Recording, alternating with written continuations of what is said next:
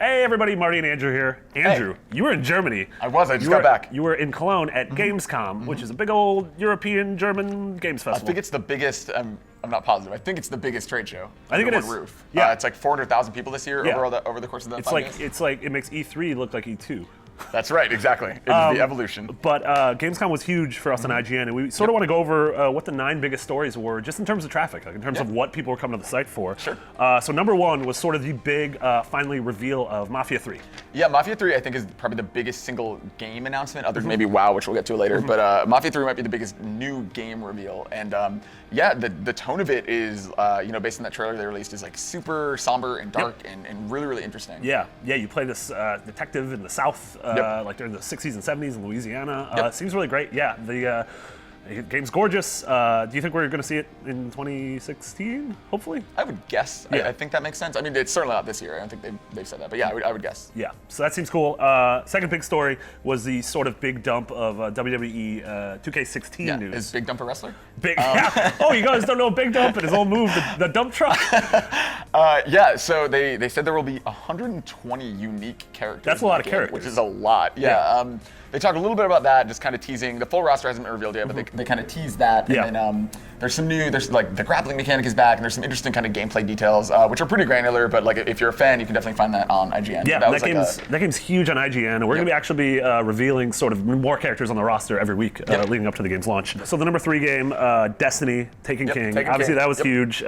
We had the devs on, we had Bungie on, live show and on Fireteam Chat. That's right. They went to a lot of the details. I mean, the long and short of it, as it were, is that this is kind of a really big expansion that's kind of listening to a lot of the things people are asking for. It's going to have more story. Yep. It's going to have a king who gets taken. It's going to have Nolan North replacing Peter Dinklage. Yeah, that's weird. Wizards will come from the moon in a whole different octave. Yeah, exactly. A little bit of a deeper voice. The fourth biggest story was the announcement of Halo Wars 2 at the end of the Microsoft conference. Yeah, so second to Mafia, or maybe even as big as Mafia, right? This is obviously a big game, but this one was kind of more of a teaser, whereas Mafia was a little more, I think, fully fleshed out. Yeah.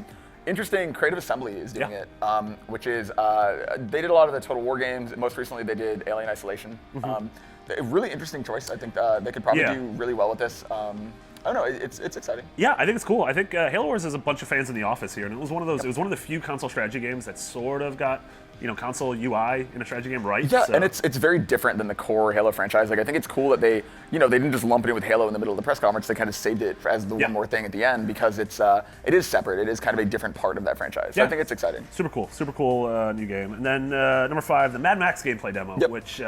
That's being developed by Avalanche, who are also developing Just Cause. Yeah, Mad Max has the unfortunate honor of releasing on September 1st alongside Phantom Pain.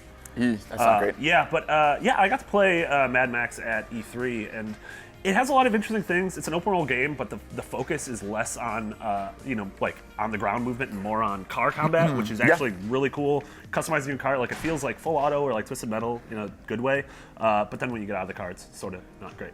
Yeah, it's interesting in the shadow of the movie, like how it will be received, but it looks interesting. Yeah, totally. Number 6 was Deus Ex, more gameplay, sort of a big reveal of finally the gameplay from next year's Deus Ex, and the game looks really cool. Did you play Human Revolution? Just a little bit of it. I didn't finish it. He's not supposed to be here today. He's not supposed to be here today. Adam Jensen. So yeah, his thing.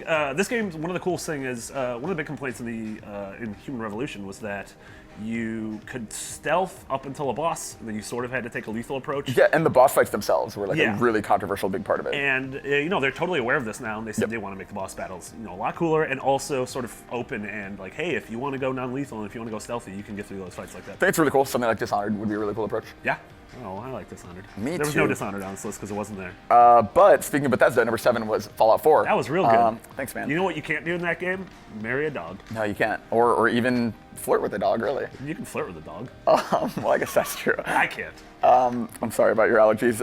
So Fallout 4, they announced the perk system, which is really interesting because we knew about Special, which is the, oh my god, am I going to get through them all? It's strength and perception and endurance. Earth, and fire, wind, water, charisma, heart, intelligence, luck.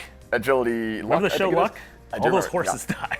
So many horses died on that show. Good old Dustin Hoffman, the horse whisperer. Yeah. But the Fallout 4 perk system is kind of interesting. You kind of select stuff at the beginning, and based on how you choose your special stuff, you're getting perks that will last you for the whole game, and every time you level up, you select a new perk. And they were talking about how if you max out a special category early on, that'll get you a perk that you might not be able to get later. And I think it's just like an example of how Fallout 4 is like so insanely robust, and like there's so many crazy gameplay options. Like that game seems like you could play it in a trillion different ways. Which is really cool. Its depth is absolutely terrifying. Still can't marry a dog though. A game you might be able to marry a dog in. World of Warcraft Legion was announced. Yeah, this is the 6th expansion, I think. Wow. And it's crazy. Draenor wasn't super well received, and I think they're kind of listening, much like with Destiny, I think they're kind of listening to what a lot of people wanted. Yeah. And there are a lot of cool new things with weapons. There's a new class. There's all kinds of big stuff. Yeah, level caps up to 110. Yeah, That's which a lot is of levels. Crazy. Yeah. It's a whole lot. It's 10 more levels than 100.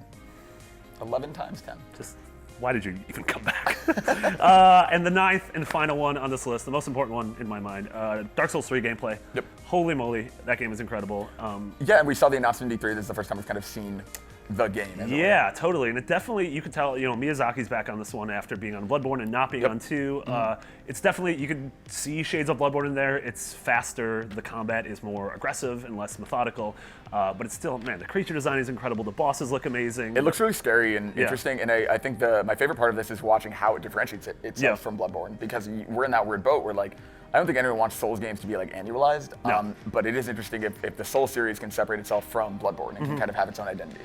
Yeah, totally. And so I mean, Dark Souls was the only thing that honestly mattered at Gamescom, along with the other 8 stories and the other 500 things we have on the site, including our live show. Yep. Amazing previews, so much more. Yeah, there's a lot more at IGN.com/Gamescom. We have kind of everything logged and lots of the videos you can go back and rewatch from the live show, articles, all kinds of good stuff. Yeah, that was really good. You did good. Thanks, man. Proud of you, man. For everything else, Gamescom, video games, and dogs that you may or may not be able to marry, you're already in the right place, IGN.